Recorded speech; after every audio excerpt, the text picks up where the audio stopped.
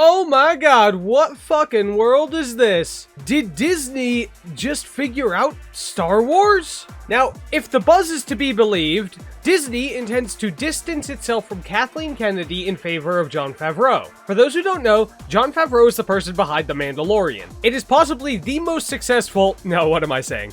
It is the most successful thing to come out of Disney Star Wars. Meanwhile, Kathleen Kennedy is the pyromaniac who decided to set fire to one of the largest sci-fi fandoms on the planet, with one escape pod containing Rogue One barely escaping the inferno.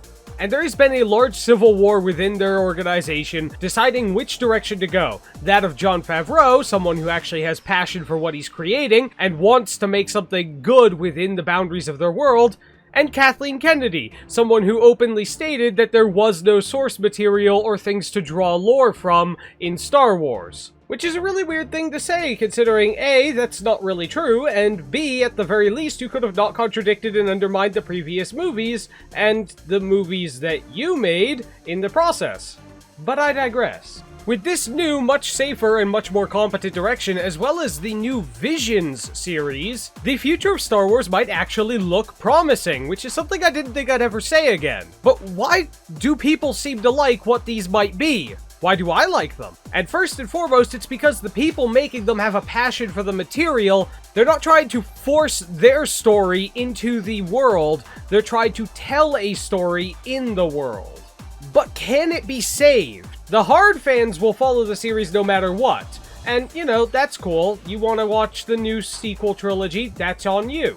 I personally can't bear it. So long as you're not claiming it's top-tier media, I don't care. But the problem originates with the canon established in the main cinematic universe, establishing all kinds of issues that anything in the cinematic universe has to bear the weight of, because you have made them canon. So long as Disney refuses to uncanonize them, the problems remain. Planetary destroying weapons on board ships, hyperspace weaponization, Force ghosts can interact with the physical world and use the Force. The Force can transmit physical matter across space. The Sith and all their commanders are criminally stupid from every tactical angle. These raise a lot of issues and make it hard to write a serious story without losing the threat factor or the solution being obvious. But the animated shorts are borderline immune to this. The different medium style and self-contained-ish story means that they can effectively distance themselves from the mess in an alternate universe kind of way, but they never have to say it.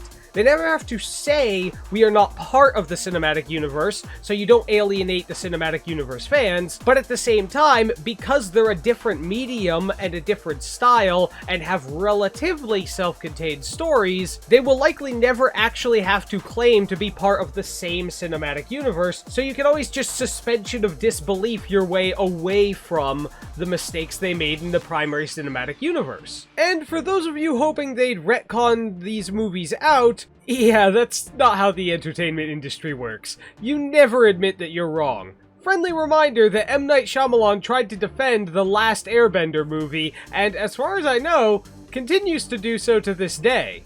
And quite frankly, I don't think the fandom will ever be whole again.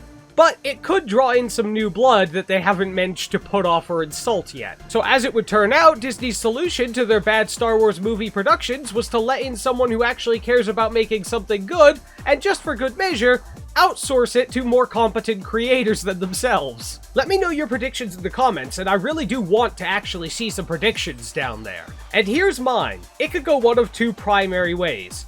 Either they get some good stuff from the anime companies that they outsourced it to, you know, for a bit, then they buy their own one, or they make their own version of it, and continue to fuck it up the same way and not understand what went wrong. The best possible outcome from this option is that we'll get some decent Star Wars, followed by the same fuck-ups that they had before, and maybe improved movies. Or, also potentially likely, they'll add creative guidance to what the other companies are making, and we'll get more of the same. As I'm pretty sure Disney's idea of creative guidance is to lobotomize the frontal lobes out of their writers and hook them directly into Twitter. But them leaning toward Favreau is a step in the right direction, because he actually wanted to make a good story in that world, rather than redefine the world to fit his story.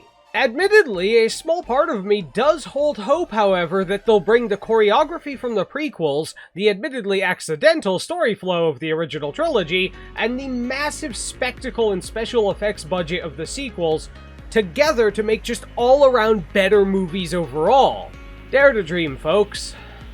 Again, let me know in the comments. Be sure to like, share, follow, subscribe. Cry deeply at the thought of Disney's amorphous blob slowly absorbing every piece of media we used to love, blending it out into barely palatable, widely marketable meh media, prioritizing profit while simultaneously destroying any hint of art or unique appeal. And since I'm not making any anger-worthy statements, just be entertaining.